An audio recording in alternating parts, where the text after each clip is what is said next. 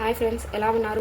ఈరోజు మనము chicken curry ఎలా చేయాలో చూద్దాం. ఒక్కొక్కరు ఒక్కొక్క స్టైల్లో చేస్తారు. ఈరోజు నా స్టైల్లో నేను ఎలా చేసుకుంటానో చూపిస్తాను రండి. దానికి కావాల్సిన పదార్థాలు: ఎండు కొబ్బరి, గరం మసాలా, చికెన్ మసాలా, ధనియాల పౌడరు, కారం, గసగసాలు, పసుపు, స్టార్, లవంగాలు, యాలకులు, చెక్క, మిరియాలు, కొత్తిమీర, వెల్లుల్లి, అల్లం, చికెన్.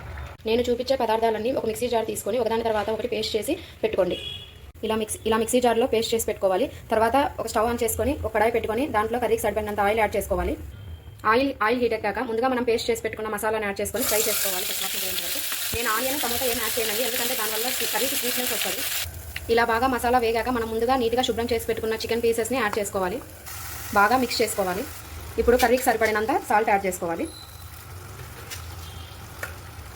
ఇలా యాడ్ చేసుకొని బాగా మిక్స్ చేసుకొని కర్రీకి సరిపడినంత వాటర్ కూడా యాడ్ చేసుకొని బాగా చికెన్ ముక్క ఉడికేంత వరకు కుక్ చేసుకోవాలి. అంతే ఫ్రెండ్స్, నా స్టైల్లో ఎంతో టేస్టీగా ఉండే చికెన్ కర్రీ రెడీ. ఒకవేళ ఈ చికెన్ కర్రీ కనుక మీకు నచ్చినట్లయితే లైక్ చేసి, షేర్ చేసి, సబ్స్క్రైబ్ టు మై ఛానల్.